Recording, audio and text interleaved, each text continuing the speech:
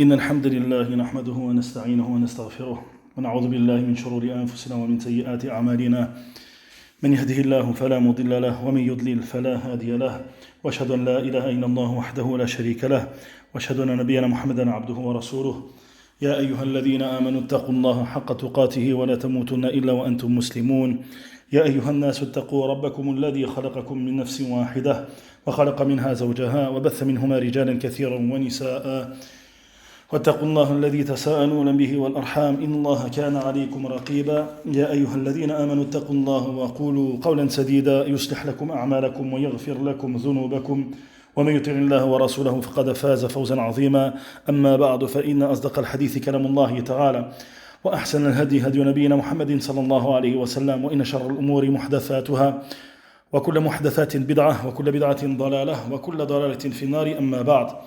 Donc on poursuit avec le quatrième cours de cette risale, immensément bénéfique de Cheikh Suleiman al-Ruhaili, hafidhahullah ta'ala, au sujet des règles en relation avec la vie conjugale, le mariage de manière générale, ce qui est en relation également avec les mariages qui ne sont pas permis, comme on va le voir aujourd'hui, les règles en relation avec ce qui peut survenir dans la vie des époux, également en relation avec le divorce, et d'autres parmi les sujets, toujours en ne parlant pas en se basant sur les passions ou autres, mais en se basant sur le Coran et la Sunna, comme ceci nous est ordonné, comme ceci nous est obligatoire.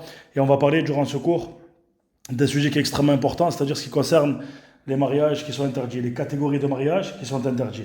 C'est important de connaître ces catégories afin de ne pas contracter un contrat qui rentrerait dans ces catégories et qui ne serait pas valable pour de nombreuses situations, comme on va le voir.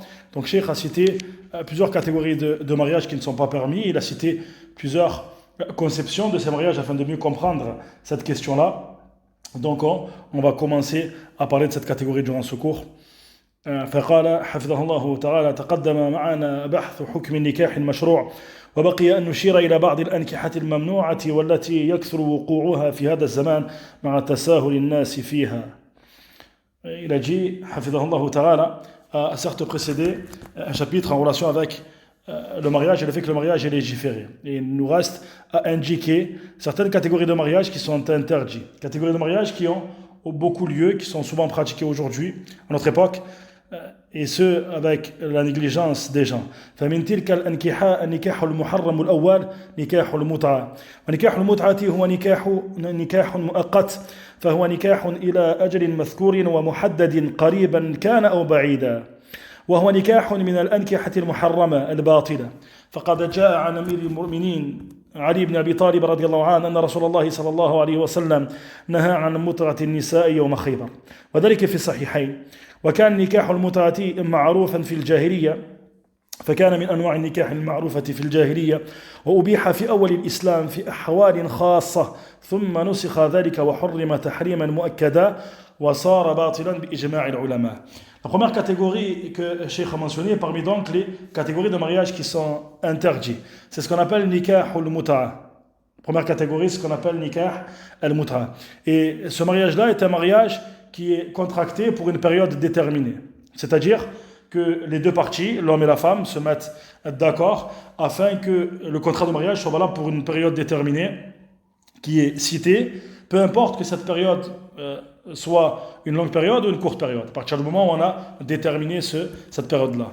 Et il fait partie des catégories de mariage qui sont interdits et qui ne sont pas valables. Lorsqu'on dit qu'ils ne sont pas valables, c'est-à-dire que le contrat n'est pas valable. Et ce qui découle de ce contrat-là n'est bien évidemment pas valable. Voilà que a été rapporté de la part de Ali ibn Abi Talib radiyallahu anhu, le fait qu'il a dit que le messager d'Allah sallallahu alayhi wa sallam a interdit mut'at an-nisa, c'est-à-dire ce qui fait référence à cette catégorie de mariage, le jour de Khaybar. Et c'est le jour de Khaybar, et ceci a été rapporté dans les deux recueils antiques d'Al-Bukhari et Muslim. Cette catégorie de mariage était une catégorie connue à l'époque d'Al-Jahiliya, à l'époque qui a précédé l'Islam. Elle fait partie des catégories de mariage qui étaient connues et pratiquées à l'époque d'Al-Jahiliya. Et voilà qu'au début de l'Islam, cette catégorie de mariage était permise. Au début de l'Islam, dans des situations spécifiques. C'est pour cela que, si quelqu'un dit, nous avons la trace de ce mariage-là dans la religion de l'Islam, par rapport à ce qui a été rapporté dans la religion, en disant, cette catégorie de mariage était une catégorie de mariage qui était pratiquée à l'époque d'Al-Jahiliya, et qui a été permise au début de l'islam dans des situations spécifiques. Puis, ce jugement a été abrogé et il a été interdit d'une interdiction fortement appuyée. Et ce contrat de mariage est devenu vain, caduc, batil, à l'unanimité des gens de science. قال القاضي عياض رحمه الله تعالى ووقع الإجماع على تحريمها بعد من جميع العلماء إلا الروافد يعني متعة النكاح. القاضي عياض رحمه الله تعالى nous dit au sujet de cette catégorie de mariage, voilà qu'il est interdit, il a été interdit à l'unanimité des gens de science après, c'est-à-dire après qu'il eût été permis à une période de l'islam, à l'unanimité. Il a été interdit à l'unanimité des gens de science, si ce n'est al-Rawafid. Et bien évidemment, al-Shi'a al-Rafida, leur avis, bien évidemment, le fait de dire que ces personnes le permettent, c'est un avis qu'on ne prend pas en considération, bien évidemment.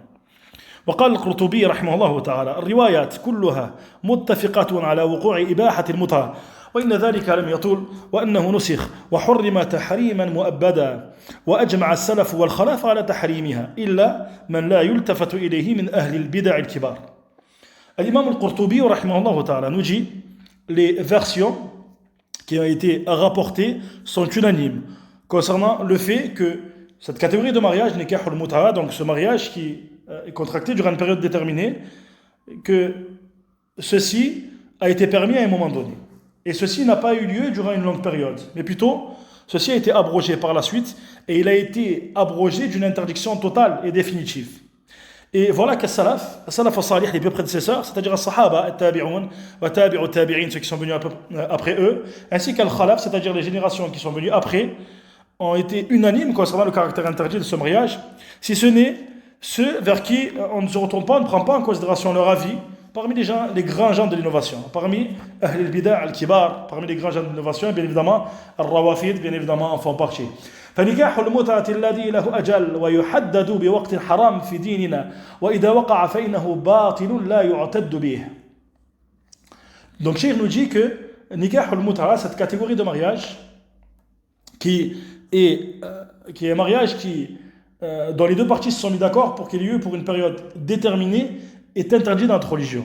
Et s'il a lieu, c'est-à-dire que si les deux parties se mettent d'accord pour que ce mariage soit effectif, alors on ne le prend pas en considération. Alors c'est un contrat qui n'est pas valable. Et ceci est un point important, et d'ailleurs, parmi ce qu'il est comme de comprendre, c'est que ceci contredit la sagesse, ce qui est voulu à travers le mariage. Parmi ce qui est voulu à travers le mariage, bien évidemment, c'est le fait qu'il perdure. Ce n'est pas le fait qu'il soit valable durant une durée déterminée. Ceci fait partie des sagesses et des objectifs du mariage, le fait que la vie conjugale perdure par la permission d'Allah tabaraka wa ta'ala, et bien évidemment, cette forme de contrat vient contredire ceci. ثم قال الشيخ نكاح المحرم الثاني نكاح الشغار. La deuxième catégorie de mariage qui n'est pas permise, qui est donc pas valable, c'est ce qu'on appelle نكاح الشغار. ومعنى نكاح الشغار أن يزوج الرجل وليته على شرط أن يزوجه الآخر وليته وله سوى. Ce mariage qui est donc nikah al-shirar, c'est le fait qu'une personne, qu'un homme se mette d'accord avec un autre homme de manière à ce que cette deuxième personne donc marie celui dont il est responsable, lui marie celui dont il est responsable, il lui marie par exemple sa fille ou sa sœur, celui dont il est responsable, dont il a la capacité d'être son wali, à condition que celui-ci, c'est-à-dire que le premier, lui marie également celle dont il est responsable. C'est-à-dire que deux hommes, par exemple, se mettent d'accord. Et il y a plusieurs conceptions de ce mariage-là, il y a plusieurs manières dont ce mariage-là est conçu, dans la manière dont le contrat est effectué. On va détailler ces points-là. Donc c'est le fait qu'un homme, par exemple, se mette d'accord et dise à un autre homme, un frère dise à un autre frère, par exemple, on se met d'accord afin que je te marie ma sœur en échange que tu me maries toi ta sœur. C'est ce qu'on appelle nikahu al-shirar. Et Cheikh nous rappelle ce mariage a plusieurs conceptions, c'est-à-dire qu'il a plusieurs manières d'être effectué. السورة الأولى ألا يذكر بينهما صداقة بل تكون هذه مهرا لهذه وهذه مهرا لهذه أزوجك ابنتي بشرط أن تزوجني أختك ولا مهر بينهما وهو نكاح محرم منهي عنه بذاته فهو باطل عند جمهور العلماء فعن ابن عمر رضي الله عنهما أن رسول الله صلى الله عليه وسلم نهى عن الشغار قال والشغار أن يزوج الرجل ابنته على أن يزوجه الآخر ابنته ليس بينهما صداق متفق عليه وهذا كما قلنا باطل عند جمهور العلماء. La première manière dont il est possible que ce contrat se passe, ce contrat, comme on le répète, qui n'est pas valable, qui n'est pas permis. On est en train de parler durant ce cours des catégories de mariage qui ne sont pas permis. C'est le fait qu'il n'y ait pas de dot qui soit spécifiée dans ce contrat-là. C'est-à-dire que la personne marie sa fille, par exemple, en échange, donc à une personne, à une autre personne, en échange que celui-ci lui marie sa fille également. Et voilà que chacune d'entre elles sera une dot pour l'autre. C'est-à-dire qu'en réalité, il n'y a aucune dot qui est fixée entre les deux parties, et en réalité, cette femme-là constituera la dot pour l'autre. Ceci n'est pas permis, bien évidemment. Il lui dit, par exemple, je te marie ma fille, à condition que tu me maries ta sœur. C'est-à-dire que cet homme a la capacité de marier sa fille, bien évidemment, puisqu'il est son tuteur, sans aucun doute, et il met comme condition le fait que cette autre personne lui marie sa sœur. Il n'y a aucune dot entre les deux. C'est un mariage qui est interdit de par son essence, de par ce que constitue l'essence même de ce mariage. Et il est caduc, il est vain, il n'est pas valable selon l'avis de la majorité des gens de science. Voilà qu'Ibn Omar a rappelé que le messager d'Allah sallallahu alayhi wa sallam a interdit al-shirar. Et il a rappelé que le shirar, c'est le fait qu'un homme marie sa fille à un autre homme en échange que cet autre homme lui marie sa fille, alors qu'il n'y a pas de dot entre les deux. Et le hadith est rapporté par l'imam Bukhari ou Muslim. Donc comme on l'a dit, cette catégorie-là, cette conception-là du mariage est caduque à la majorité des gens de science. Et c'est la parole prépondérante, bien évidemment. Lorsqu'on dit la majorité, c'est-à-dire qu'il y a un khilaf sur cette question-là, mais c'est bien évidemment la parole prépondérante.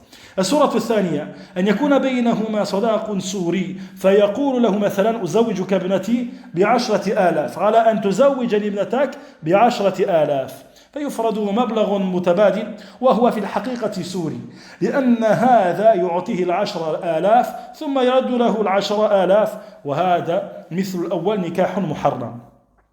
La deuxième manière, la deuxième possibilité que ce contrat de mariage ait lieu, alors que cette deuxième manière est également caduque, elle n'est pas valable, c'est le fait qu'il y ait une dot de manière apparente, c'est-à-dire qu'en réalité il n'y a pas véritablement de dot.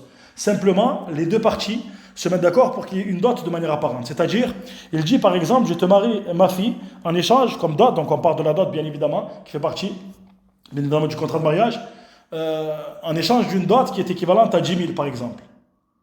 À condition que tu me maries ta fille, toi à ton tour, pour une dot qui est équivalente de 10 000. C'est-à-dire qu'en réalité, ce n'est pas véritablement une dot qui est fixée, c'est une dot de manière apparente. Certes, cette dot est mentionnée entre les deux parties, mais en réalité, on comprend donc que c'est comme s'il n'y avait aucune dot.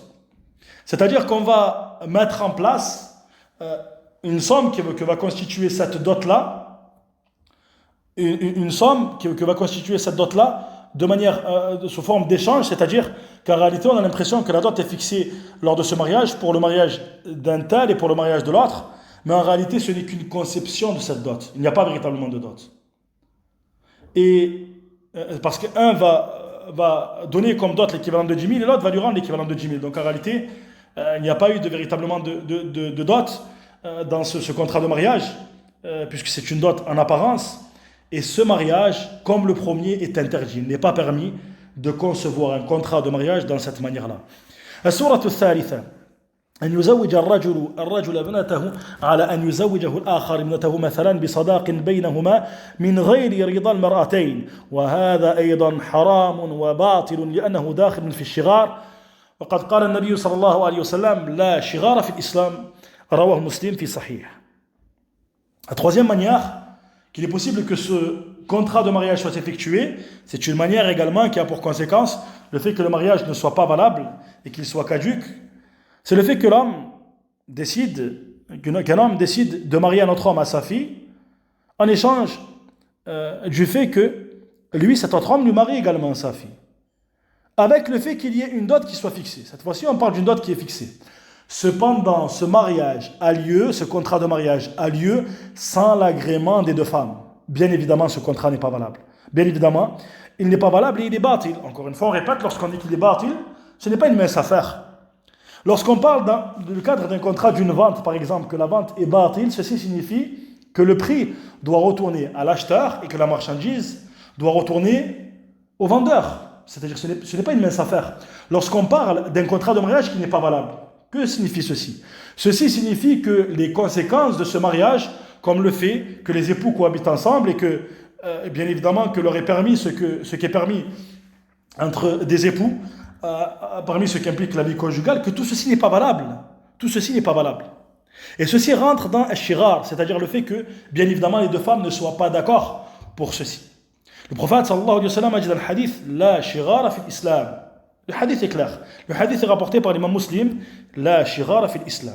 ثم قال شيخ أما إذا تزوج الرجل ابنة رجل وهو يرغب فيها وهي راضية وتزوج الرجل الآخر ابنة الرجل الأول وهو يرغب فيها وهو راضية وبينهما صداق صحيح معلوم فهذا نكاح مشروع.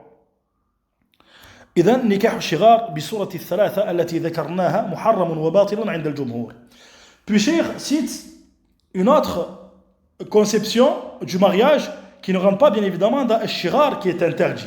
Parce que la personne peut se dire, mais personne qui a contracté, c'est quelque chose qui est connu aujourd'hui, qu'une personne se marie avec une femme appartenant à une famille, et voilà que cet homme-là, cet homme, l'homme de cette deuxième famille, se marie avec une femme provenant de cette première famille. Ceci est quelque chose qui existe aujourd'hui, et ceci n'est pas quelque chose d'interdit de manière absolue. Nous, ce dont on est en train de parler, à travers les trois conceptions du mariage qui ont précédé, c'est ce qu'on appelle le shirar. Cependant, si un homme se marie avec la fille d'un homme, alors qu'il désire se marier avec elle, alors que cette femme est également d'accord, bien évidemment, alors que cette femme est d'accord pour se marier avec cet homme. Et voilà que cet autre homme, c'est-à-dire cet homme qui est l'homme de cette deuxième famille, qui est donc le tuteur de cette femme, se marie avec la fille du premier homme qui s'est marié avec sa fille. Donc il se marie avec le premier des hommes, l'homme de la première famille, alors que cet homme désire se marier avec elle et que cette fille-là également, et cette femme-là, désire se marier avec cet homme. Alors que le contrat de mariage a lieu à travers une dot qui est fixée, qui est correcte. On n'est pas dans cette dot de manière apparente alors qu'il n'y a pas véritablement de dot comme on l'a cité. Ceci est un mariage qui est permis, c'est quelque chose de connu, c'est quelque chose qui est légiféré. On ne rentre pas dans al-shirar à ce moment-là, on ne rentre pas dans cette catégorie de mariage qui est interdit. Donc c'est pour cela qu'il est important de bien comprendre la conception du mariage dont on est en train de parler et les différentes catégories que nous sommes en train de développer. C'est pour cela que Cheikh nous dit al-shirar à travers ces trois conceptions, comme on l'a cité précédemment, est interdit et il est vain et caduque selon la majorité des gens de science. وعند الحنفية يفرض فيه مهر المثل ويصح أي أنهم لا يبطلون العقد وإنما يصححونه فقالوا نفرض لكل واحدة مهر مثلها ويصح العقد لكن الراجح قول الجمهور أن نكاح الشغار باطل. Puis Cheikh Sulaiman Ruhaili hafidhahullah ta'ala a cité la parole de l'Hanafiya sur cette question-là, c'est-à-dire qu'on a parlé de l'avis de la majorité des gens de science.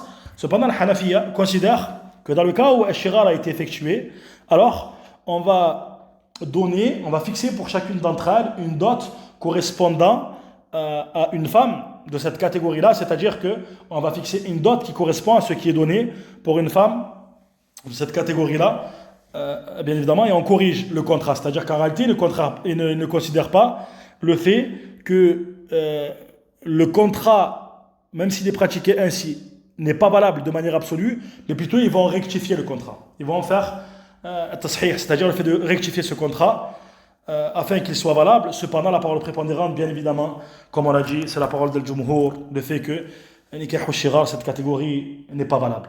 Donc ça, c'est pour la deuxième catégorie.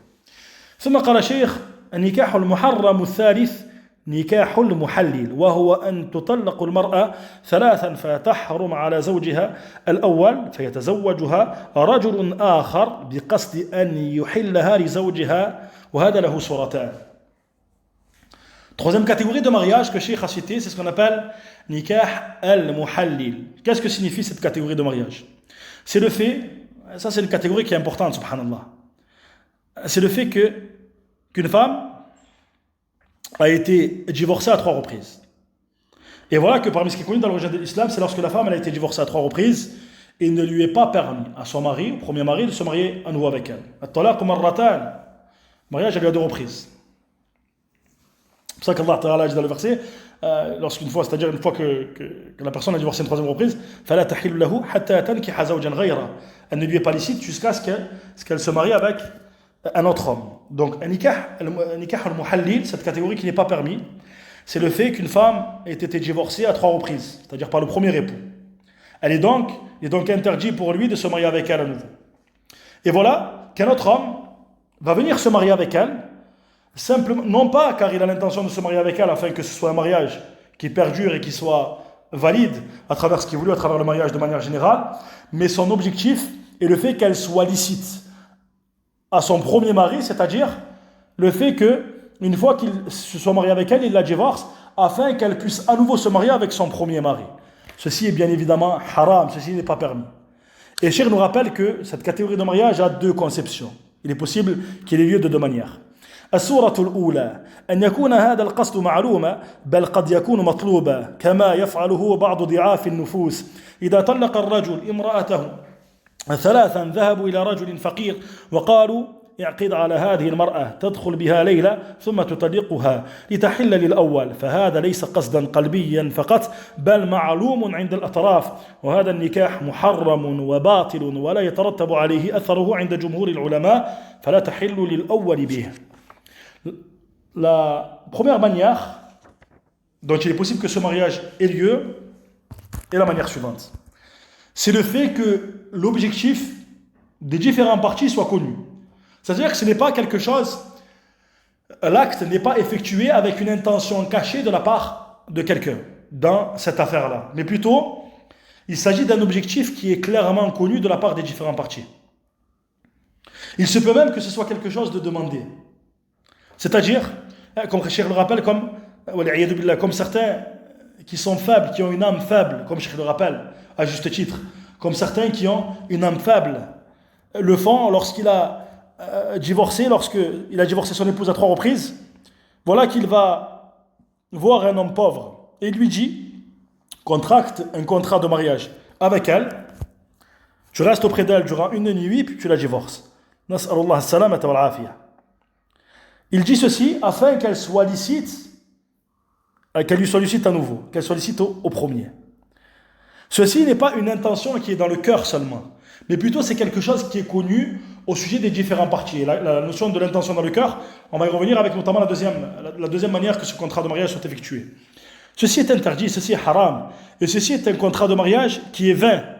Et Cheikh nous rappelle que, et ça c'est très très important, Cheikh nous rappelle que il n'y a pas, à travers ce contrat de mariage qui est effectué, il n'y a pas les conséquences qui découlent de ce contrat de mariage qui s'appliquent, c'est-à-dire comme si cette femme s'était mariée avec un autre homme puis qu'il l'aurait divorcé sans que ceci ne soit prémédité par exemple. C'est-à-dire, que signifie ceci? Si l'homme effectue ceci et que ce contrat de mariage qui n'est pas permis, qui est haram, qui n'est pas valable, se passe, alors nous disons que selon la majorité des gens de science, cette femme-là n'est pas licite à nouveau à son premier mari. Allahu Akbar. فَيُعَاقَبْ بِضِدِّ قَصْدِهِ. Et ça, c'est une qaïda. Cette personne-là est rétribuée et punie de manière à ce qu'il n'obtienne pas ce qu'il a voulu. Le fait que cette femme lui soit à nouveau licite.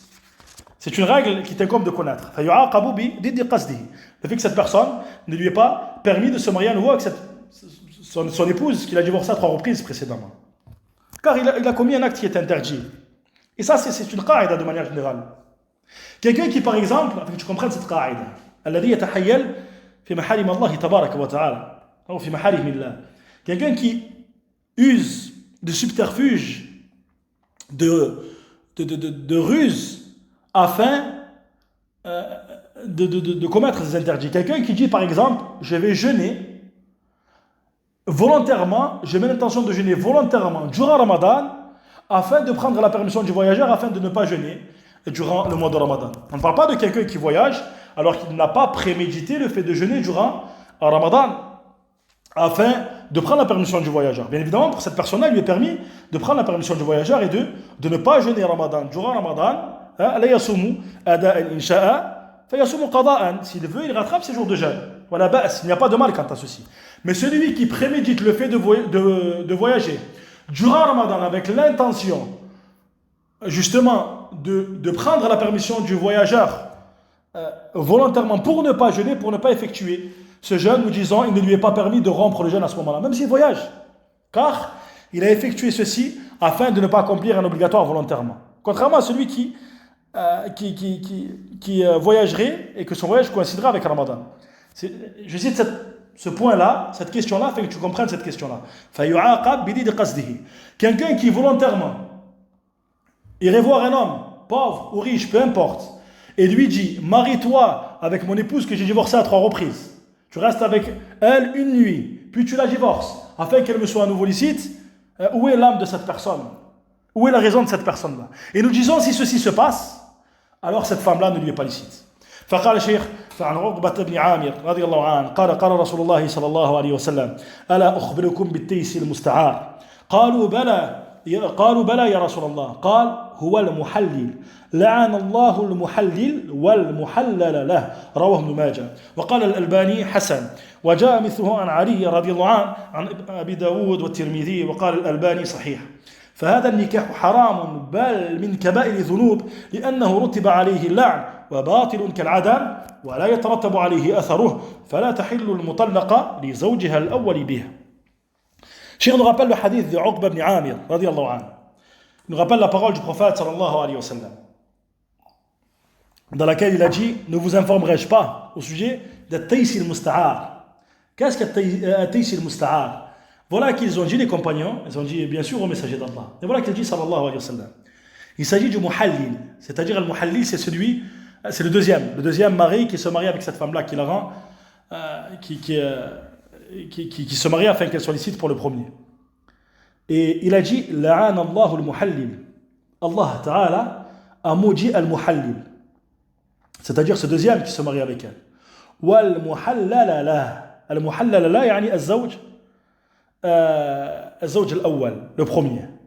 Donc regarde, subhanallah. Ici, les deux sont maudits. Taïs al-Musta'ar, il s'agit du muhallil, le deuxième qui va se marier avec cette femme-là afin qu'elle soit licite à nouveau pour son premier mari, et également le muhallal lah.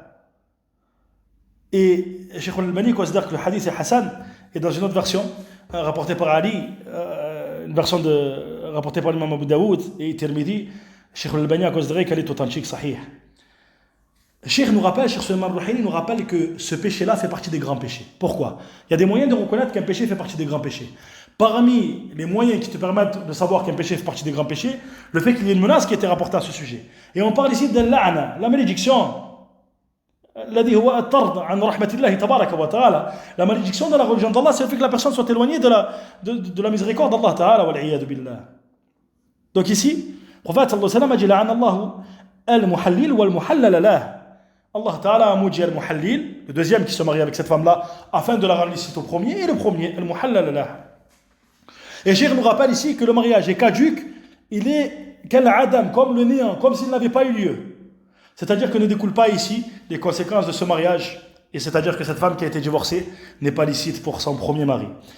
السورة الثانية أن يكون القصد قلبيا لم يطلع عليه يعني يكون الزوج هذا متبرعا ويقصد أن يحلها للأول لكن لم يعلم أحد بهذا هذا في قلبه فتزوجها زواجا شرعيا ودخل بها وذاق عسيلتها ثم فارقها وقصده أن تحل الأول فهذا النكاح محرم في حقه وهو مرتكب لكبيرة من كبائر الذنوب ووطئها لها حرام لأن العقد بينه وبين الله باطل ولكن يترتب عليه أثر فتحل للأول لأن الزوج الأول المطلق والزوج لا يعلمان بقصد هذا الزوج الثاني فلا يترتب على ذلك أثر بطلان بالنسبة لهما وهذا الفرق بين السورتين ففي السورة الثانية تحل لزوجها ما دام لا يعلمان بقصد هذا التيس المستعار الذي تزوج من أجل أن يحلها.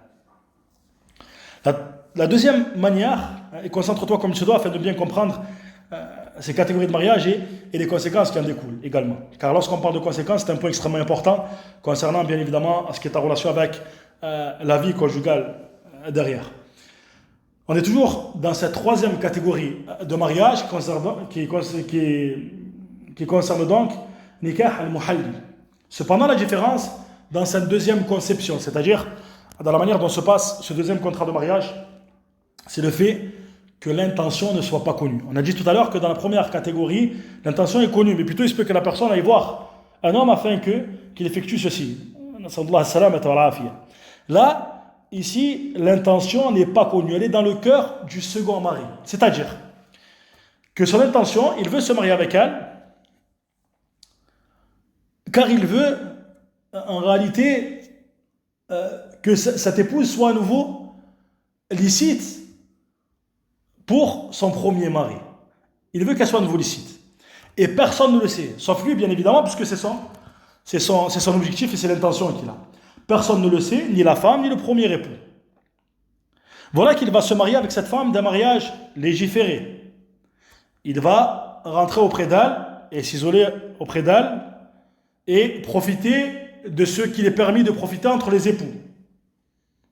Puis il la divorce avec pour intention le fait qu'elle soit licite pour le premier mari, pour le premier époux, et c'était son intention dès le départ, c'est un point important.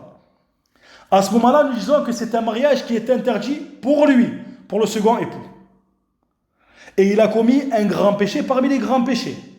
Et nous disons également que le fait qu'il ait un rapport avec cette épouse, nous parlons du deuxième époux encore une fois, et al-muhallil. Le fait qu'il ait un rapport avec cette femme-là, ceci ne lui est pas permis. Car le contrat de mariage qu'il y a entre lui et entre Allah tabaraka wa ta'ala n'est pas valable.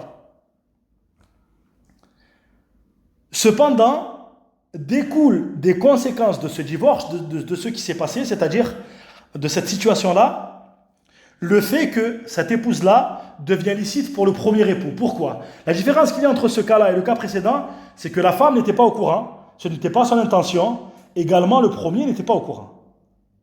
C'est-à-dire qu'on ne va pas, tous les deux n'étaient pas au courant, la femme et le premier époux. Était seulement au courant de cette situation-là, le deuxième. Donc à ce moment-là, bien évidemment, si les deux époux, c'est-à-dire le premier et la femme, veulent reprendre leur vie conjugale après ceci, à travers un mariage légiféré, cette femme est à nouveau licite pour le premier. Et encore une fois, on remarque ici la sagesse de la législation. C'est-à-dire que ni cette femme, ni le premier époux n'étaient au courant de ceci.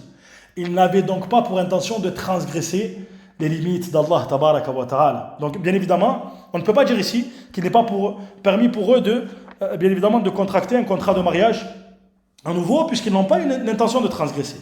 Mais par contre, le contrat de mariage concernant ce deuxième époux avec cette femme-là n'est pas valable. Par contre, la femme, elle, s'est mariée avec cet homme-là dans des conditions qui étaient légiférées selon elle, bien évidemment. Donc nous disons qu'il est permis, comme le cheikh rappelle, dans cette deuxième conception, il est permis à l'époux de se marier à nouveau avec elle, à condition que tous les deux n'étaient pas au courant de l'intention de cette personne, Taïs al-Musta'ar, qui s'est mariée avec cette femme-là, afin qu'elle soit à nouveau licite pour le premier. J'espère que la question est claire. ثم قال الشيخ نكاح المحرم الرابع نكاح المحرم بحج أو عمرة. La quatrième catégorie de mariage qui est interdit, donc qui n'est pas valable, c'est le mariage de celui qui a un état d'ihram, nikah al-muhrim. Celui qui a un état d'ihram, que ce soit l'ihram qui concerne le hajj ou alors l'umrah, que ce soit l'état d'ihram qui concerne le hajj ou alors l'umrah. وهو نكاح باطل عند جمهور العلماء فقد قال رسول الله صلى الله عليه وسلم لا ينكح المحرم ولا ينكح ولا يخطب رواه مسلم في الصحيح. فنهى النبي صلى الله عليه وسلم عن نكاح المحرم وهذا نهي عن ذاته فيكون محرما ويكون باطلا وهو الذي عليه جمهور العلماء. Cheikh nous rappelle qu'il s'agit donc d'un contrat de mariage qui serait effectué alors que la personne est en état d'ihram, en état de sacralisation, que ce soit à cause du hajj ou alors à cause de la umrah, qu'il s'agit d'un contrat de mariage qui n'est pas valable auprès de la majorité des gens de science. Le prophète sallallahu alayhi wa sallam a dit que al-muhrim, celui qui a un état d'ihram, il ne se marie pas, on ne le marie pas, et également il ne demande pas la main, la yakhtub, il ne demande pas la main d'une femme. Le hadith est rapporté par l'imam Muslim, et voilà que le prophète sallallahu alayhi wa sallam a interdit le mariage de celui qui a un état d'ihram, et c'était une interdiction qui est en relation avec l'adoration, avec l'acte lui-même. Ça c'est un point important, notamment que tu apprends dans l'usul.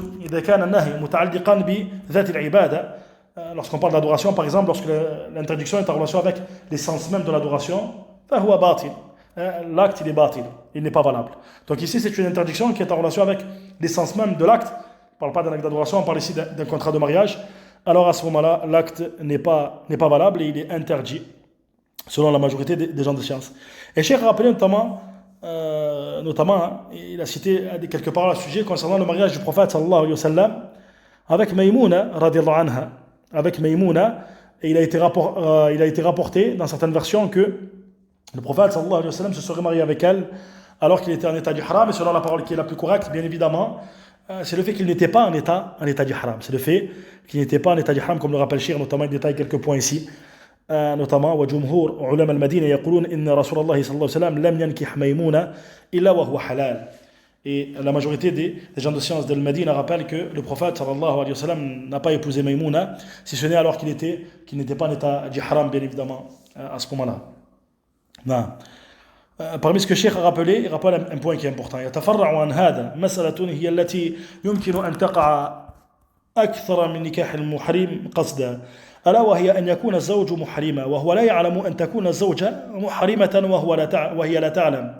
وصورة ذلك لو أن رجلا ذهب إلى الحج أو ذهب إلى العمرة محرما ثم رفض الإحرام قبل أن يتم النسك، رفض العمرة قبل أن يأتي بالعمرة أو رفض الحج قبل أن يأتي بالحج، فإنه شرعا محرم ولو بقي على ذلك 10 سنين أو أكثر، ما لم يأتي بعمرة بعد ذلك إن كانت المسألة متعلقة بالعمرة، أو يأتي بما يجب عليه فيما يتعلق بالتحلل من إحرام الحج. بعد أن فعل هذا تزوج وهو محرم ولا يدري أنه محرم، يظن أنه انتهى الإحرام، أو زوج الولي المرأة وهي محرمة ويظن أنها ليست محرمة، فهذا النكاح نكاح شبهة في حقيقته ليس صحيحا لأنه معقود حال الإحرام، لكن ما ترتب عليه صحيح، فوطء الرجل لامرأته في هذا النكاح لا يعد زنا، والأولاد الناتجون من هذا النكاح هم أولاد لزوجين، لكن متى علم وجب الكف بين زوجين وتجديد العقد، فمتى ما علم فإنه يجب على الزوج أن يكف عن زوجته فورا، ويجب عليهما أن يجدد العقد. Cheikh nous cite une masala qui est très très importante ici en relation avec ce qui concerne le mariage de celui qui est en état d'ihram, de celui qui est en état d'ihram de sacralisation. Il nous dit, il y a parmi les conséquences de cette situation-là, ce qui découle parmi les branches en relation avec cette question-là, une question dont il est possible qu'elle ait plus lieu, cette affaire-là, plus que quelqu'un qui volontairement voudrait se marier alors qu'il est en état d'ihram. C'est le fait en fait que la personne se marie, qu'il s'agisse de l'homme ou de la femme, alors qu'il ne sait pas qu'il est encore en état d'ihram. Ça, c'est un point qui est extrêmement important. Et ça montre, subhanallah, l'importance d'apprendre sa religion et l'importance de faire attention au fait d'accomplir des actes avant d'apprendre comment on commet des actes. Et parmi ce qui est connu, c'est le fait que lorsque les personnes accomplissent le hajj ou l'umrah, tu vois des choses parmi les plus étonnantes. Fala hawla wala quwwata illa billah, parmi ce que l'on accomplit. C'est-à-dire qu'il se peut que la personne, dans le cadre du mariage, il se peut que la personne ne soit pas sortie de l'état d'ihram, de l'état de sacralisation, et il contracte un contrat de mariage. Cheikh nous dit, il se peut que l'homme soit en état d'ihram alors qu'il ne le sait pas. Ou il se peut que l'épouse soit en état d'ihram alors qu'elle ne le sait pas. Et il explique ceci de par le fait que se peut que l'homme parte afin d'accomplir le hajj ou alors afin d'accomplir l'umrah alors qu'il est en état d'ihram, et il rejette cet état d'ihram avant même qu'il n'ait terminé d'accomplir les rites. On va donner un exemple, Inch'Allah, afin de mieux comprendre cette question-là. Pour l'exemple de la umrah, par exemple. Il va rejeter l'umrah, quand il va rejeter rafad al-umrah, c'est-à-dire avant même, ou alors al-hajj, avant même qu'il n'ait terminé d'accomplir les rites. C'est-à-dire qu'en réalité, cette personne-là est encore en état d'ihram. Il ne le sait pas. Il n'a pas pour objectif de contredire la législation à ce moment-là, simplement à cause de son ignorance. Il ne sait pas qu'il est encore en état d'ihram, ce qui signifie qu'il ne sait pas qu'il ne lui est pas permis de contracter un contrat de mariage. D'un point de vue religieux, il est encore en état d'ihram, même s'il reste comme ça 10 ans, ou plus que ceci. Tant qu'il n'accomplit pas ce qu'il se doit d'accomplir par rapport à sa umrah, par exemple. Si on parle d'une question qui est en rapport avec la umrah. Ou alors, tant qu'il n'accomplit pas ce qu'il se doit, ce qu'il est obligatoire d'accomplir dans ce qui concerne le tahallul, c'est-à-dire le fait de sortir de l'état d'ihram dans ce qui est relatif au hajj.